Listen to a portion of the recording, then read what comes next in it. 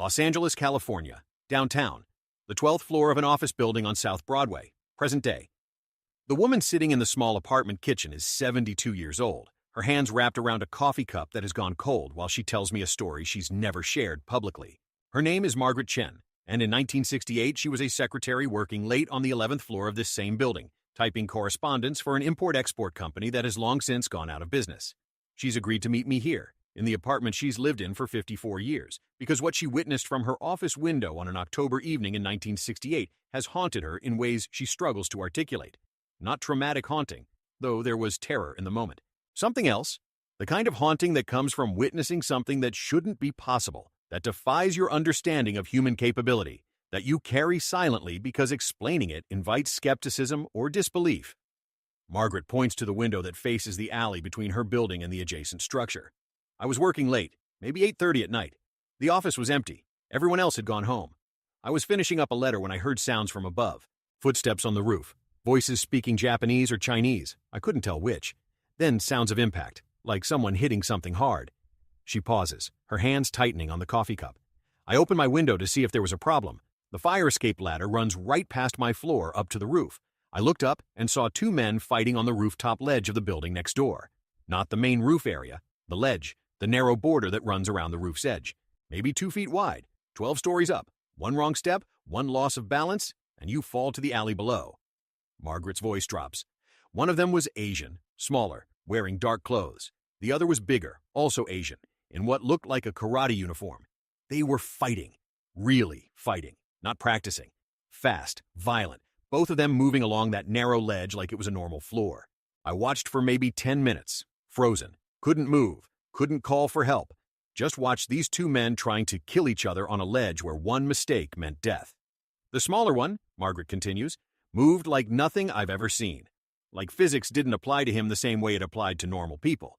He was fighting on a 2-foot ledge 12 stories above concrete, and he moved with the same confidence I'd have walking across my living room.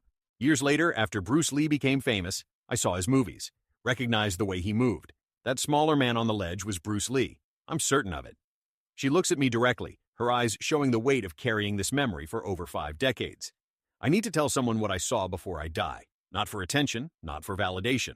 Because what happened on that rooftop was impossible, and impossible things deserve to be recorded even if nobody believes them. Los Angeles, California, downtown. The roof of a 12-story office building on South Broadway. Early evening, October 1968. The sun is set, the sky showing that particular deep blue of evening twilight before full darkness. The rooftop is typical of commercial buildings from this era. Tar and gravel surface, ventilation units, access door from the internal stairwell, narrow ledge running around the perimeter bordered by a low wall approximately 3 feet high. The ledge itself is perhaps 24 inches wide, the space between the main roof surface and the exterior edge. Standing on the ledge and looking over the low wall means looking straight down 12 stories to the alley below, to concrete and dumpsters and fire escape ladders that would provide no safety if someone fell.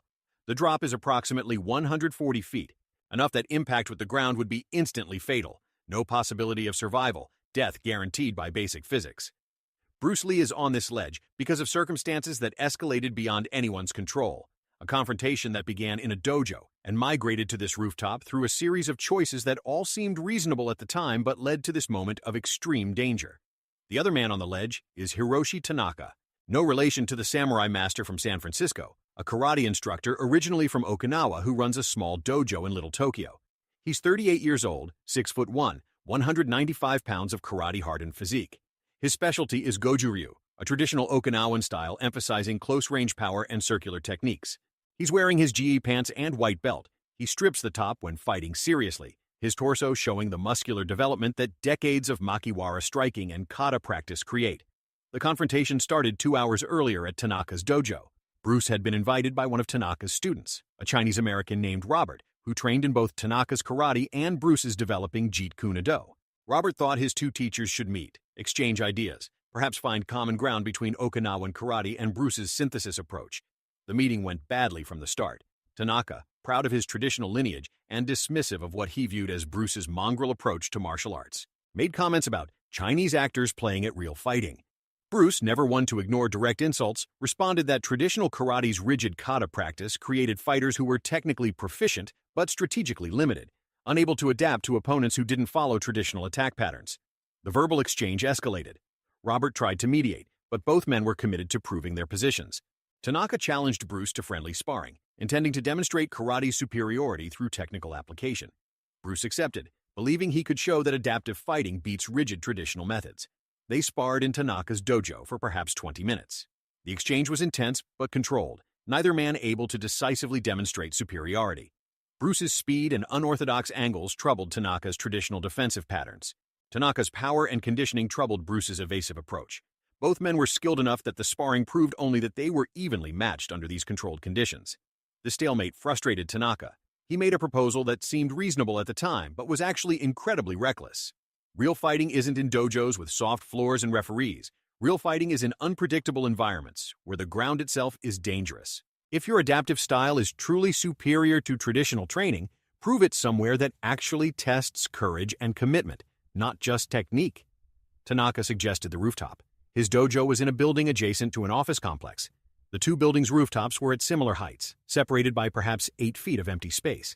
Tanaka had trained on rooftops before, practicing kata and exercises in environments where maintaining balance and focus had serious consequences.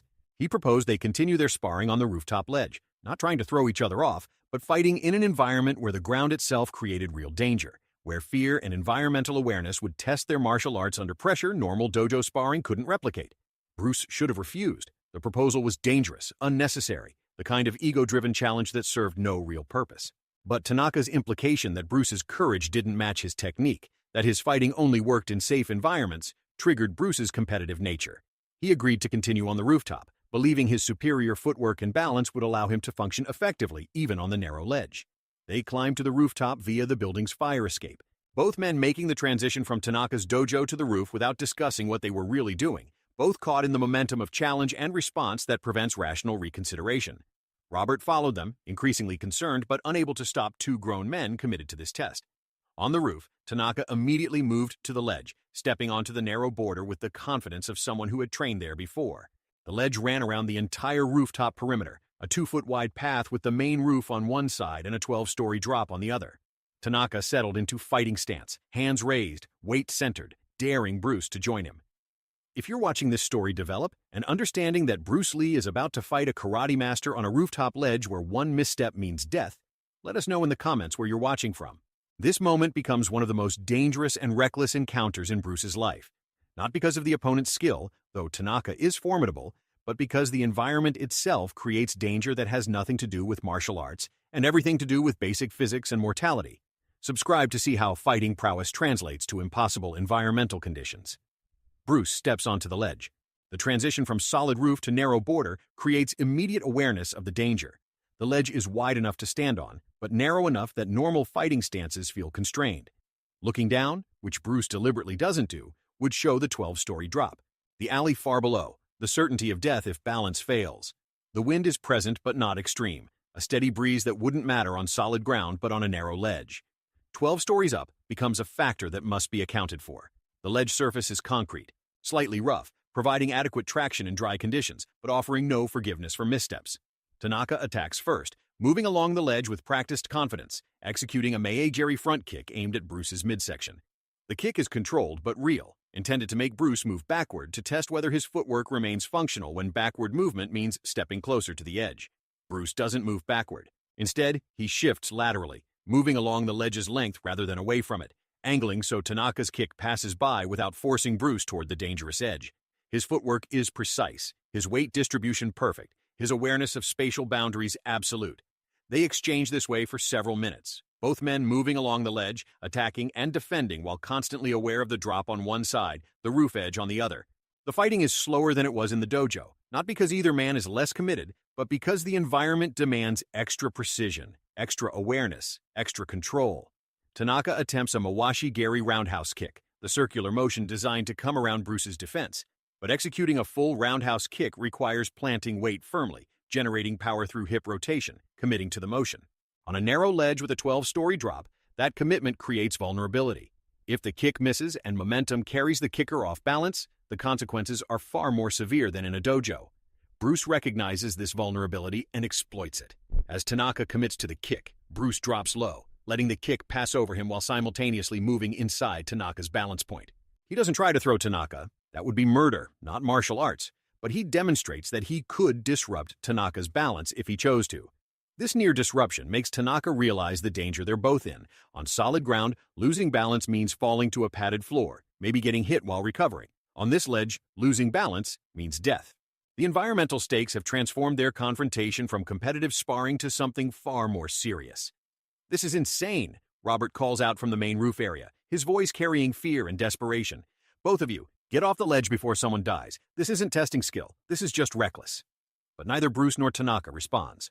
They're locked into this challenge, both too committed to back down, both believing their skill is sufficient to handle the danger, both caught in the psychological trap that masculine ego creates when retreat seems like admitting weakness. Tanaka changes tactics. Instead of power techniques that require planting weight firmly, he begins using faster, lighter attacks, jabs, quick kicks, techniques that maintain his balance while testing Bruce's defensive responses. This is smarter fighting for the environment, adapting his karate to the constraints the ledge creates. Bruce matches this adaptation with his own adjustments. His footwork becomes even more economical, his movements smaller, his positioning more defensive. He's not trying to win this exchange anymore. He's trying to survive it without either of them dying. The realization has settled in his mind that Tanaka's challenge was reckless stupidity, that they're both risking their lives for nothing more than ego, that continuing this is insane. But stopping requires someone to retreat first, to step off the ledge and admit that the environment is too dangerous for continuing. Neither man wants to be that person. So they continue, moving along the narrow ledge, attacking and defending, both skilled enough to function in this impossible environment, but both painfully aware that skill has limits, that one unexpected gust of wind or moment of distraction could end a life. Margaret Chen, 11 floors below, watches through her office window, her hands pressed against the glass, too terrified to look away, too paralyzed to call for help. She can see both men clearly in the twilight, can see the precision of their movements, the danger of their environment. She expects at any moment to see one of them fall, to hear the impact far below, to witness death from her 11th floor window. Before I continue with what happens as this impossible fight reaches its crisis point, as environmental danger and martial skill collide in ways that transform both men's understanding of courage and recklessness, I need to know you're feeling the tension of this moment. Drop a comment. Tell us where you're watching from and whether this rooftop battle is revealing something about the difference between bravery and stupidity, between testing skill and risking life for nothing but ego. Because what happens in the next phase forces both men to choose between pride and survival. Tanaka executes a spinning back kick, the advanced technique requiring full rotation on one planted foot, the other leg extending in powerful kick. It's impressive technique, perfectly executed, demonstrating years of training. But on a narrow ledge, the spinning motion creates rotational momentum that must be controlled precisely, and the planted foot must maintain perfect stability during the entire rotation. The kick comes close to Bruce's head, forcing him to duck low. As Tanaka completes the rotation and attempts to reset his stance, his planted foot slips slightly on the concrete ledge. Not dramatically, just an inch, just enough that his balance shifts unexpectedly. His arms windmill for a moment, his body teetering as he fights to recover stability. Bruce's hand shoots out, grabs Tanaka's GI pants at the waist, provides an anchor point that prevents Tanaka from toppling backward off the ledge. The grab is instinctive, not strategic, pure human response to seeing someone about to fall to their death. Bruce pulls Tanaka back towards center, helps him regain balance, keeps him alive despite the fact that they were just fighting. Tanaka stands there breathing hard, his hands still raised in fighting position, but his eyes showing something different now. Fear, real fear, not the performative kind that martial artists train to overcome, but genuine confrontation with his own mortality. He just almost died. Fell to his death from a rooftop because he executed a spinning kick in an environment where spinning kicks create unacceptable risk. And his opponent, the man he challenged, the man he insulted, the man he's been trying to prove inferior, just saved his life. "Get off the ledge," Bruce says, his voice showing the strain of maintaining his own balance while pulling Tanaka back from the edge. "Both of us. This is stupid. We're risking our lives for nothing." But Tanaka's ego, even confronted with near death, resists admitting the challenge was a mistake. "You grabbed me. That means you couldn't beat me with pure technique, had to resort to breaking the rules." "There are no rules up here," Bruce responds sharply. "That's why this is insane. On this ledge, one gust of wind, one moment of distraction, one tiny slip like you just had, and someone dies. Not because their martial arts is inferior, but because fighting on a 2-foot ledge 12 stories up is fundamentally stupid regardless of skill level." The truth in Bruce's words is undeniable, but Tanaka's pride won't allow acceptance. Then prove you can handle it better than I can. Continue the fight. Show me your superior adaptive style works, even when the environment tries to kill you. Bruce makes a decision. He could walk away, could step off the ledge, and refuse to continue this madness. But Tanaka's challenge contains a legitimate question beneath the ego and recklessness. Can adaptive fighting handle extreme environments better than traditional training? Does Bruce's synthesis approach provide advantages when the ground itself becomes an enemy? We continue, Bruce agrees, but with different objective. Not trying to defeat each other, trying to move together along the ledge, maintaining balance, adapting to the environment rather than fighting against it. The test isn't who can beat who. The test is whether we can both survive an environment that wants to kill us. Tanaka considers this reframing. It saves face. He doesn't have to admit defeat or back down from the challenge, while transforming the confrontation from combat to collaboration. Agreed. We move along the ledge's full perimeter. Whoever loses balance first concedes the point. They begin moving, not fighting now, but navigating, both men's full attention focused on the narrow concrete border beneath their feet, the wind, their balance, the environmental factors that matter more than technique or strength.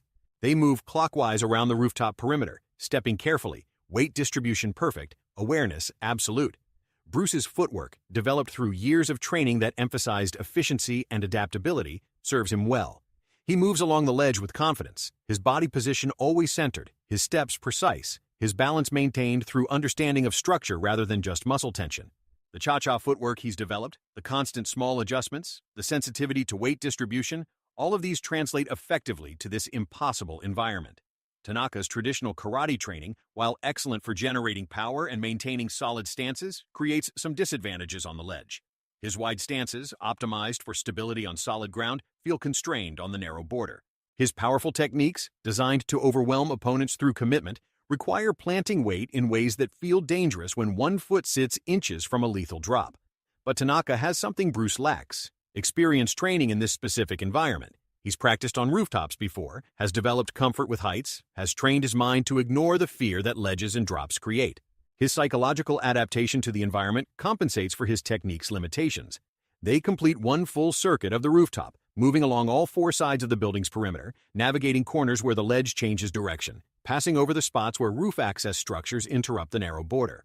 Both men maintain balance throughout, both proving that their skill is sufficient to handle this impossible environment, both demonstrating courage that borders on insanity. As they complete the circuit and return to their starting point, Robert calls out again. "You've both proven whatever you needed to prove. Please get off the ledge before the wind picks up or someone actually falls." This time, both men listen. They step back onto the main roof surface, the transition from narrow ledge to solid ground creating immediate sense of safety, of having survived something stupid that could have ended tragically. They stand there breathing hard, not from physical exertion, but from the mental strain of maintaining perfect focus under conditions where distraction equals death. Tanaka bows formally to Bruce, the bow deep and genuine, showing respect earned through honest testing under the most extreme conditions. "Your balance and footwork are exceptional. Your adaptive approach handles unpredictable environments better than I expected. I was wrong to dismiss your methods as inferior to traditional training. And you were right that dojo fighting doesn't test everything," Bruce acknowledges. "Training in safe environments creates comfort that can become limitation. You've shown me that traditional karateka who train in harsh conditions develop psychological resilience I should incorporate into my own practice." They move away from the ledge, back toward the roof access door, both men relieved to be on solid ground again. Robert is visibly shaken, his hands trembling from watching two people he cares about risk their lives for what he views as completely pointless challenge. "Don't ever do that again," Robert says, his voice showing anger mixed with relief. "Either of you. That wasn't testing martial arts. That was playing Russian roulette with gravity. You both could have died up here, and for what? To prove which style is better? You're both idiots." Neither Bruce nor Tanaka argues with this assessment. The adrenaline is wearing off, the reality of what they just did settling in. They fought on a rooftop ledge 12 stories above concrete, in failing light, with nothing but skill and luck preventing tragedy. Robert's right. It was idiotic, reckless, the kind of thing that young men do when ego overwhelms judgment. They descend the fire escape together, leaving the rooftop behind, the narrow ledge empty again, the site of confrontation that tested more than martial arts skill, tested courage, tested balance, tested the limits of what human capability can handle when environment itself becomes an opponent. Margaret Chen watches them climb down the fire escape past her window, sees 3 men alive and intact where she expected to witness at least one death. She closes her window, returns to her desk, sits there with shaking hands, unable to continue working. What she just witnessed from her 11th floor office, 2 men fighting on a rooftop ledge, moving with impossible precision, surviving through skill that seemed to defy natural human limits, will stay with her for the rest of her life. That's the truth about the rooftop battle that only a handful of people know happened. That Bruce Lee and a karate master fought on a narrow ledge 12 stories above ground. That both survived through exceptional skill and dumb luck. That environmental danger tested them in ways pure combat never could. That courage and stupidity sometimes look identical. That testing skill under extreme conditions reveals both capability and recklessness. That wisdom includes knowing when to step back from challenges that risk life for nothing but pride. If this story revealed something about the difference between bravery and foolish risk-taking, about how environment can be more dangerous than any opponent, subscribe so you never miss these deeper truths. Comment below. Tell us where you're watching from and what this taught you about the line between testing yourself and unnecessarily risking death. The rooftop incident becomes a story that exists in fragments, told differently by the few people who know about it. Robert mentions it occasionally to close friends as an example of how Bruce's competitive nature sometimes overcame his judgment, how even masters can make reckless choices when ego is engaged. Tanaka never speaks of it publicly, though his students notice he stops training on rooftops after that night. That his attitude toward challenge matches becomes more cautious, less willing to escalate confrontations to dangerous extremes. Bruce incorporates the experience into his teaching about the difference between testing skill and risking life unnecessarily. When students ask about facing danger to prove themselves, he tells them about the rooftop, about how proving a point to someone else isn't worth dying for, about how environmental dangers can kill you just as effectively as skilled opponents. He uses the story to teach judgment, to help students understand that true mastery includes knowing when to walk away from challenges that serve no real purpose beyond ego. Margaret Chen never tells anyone what she saw until our interview 5 decades later. Who would believe her? 2 men fighting on a rooftop ledge like something from a movie, moving with precision that seemed impossible, surviving danger that should have killed at least one of them. She carried the memory privately, occasionally questioning whether what she witnessed was real or some stress-induced hallucination from working too late at a job she hated. But the memory remained consistent across the years, the details never changing the way imagined events shift with time. The smaller man's incredible balance, the larger man in the karate uniform almost falling, the grab that prevented tragedy, the complete circuit of the rooftop perimeter, the descent down the fire escape. All of it stayed clear in her mind, as vivid 50 years later as it was the night it happened. One witness who wasn't looking for martial arts drama but happened to be in the right place at the right time. One woman who saw something impossible and carried it silently because explaining it invited skepticism. One memory that confirms what happened on that rooftop was real, was witnessed, was exactly as dangerous and reckless and skillful as the participants remembered. Bruce Lee battled a karate master on a rooftop ledge where one wrong move meant a 12-story fall to certain death.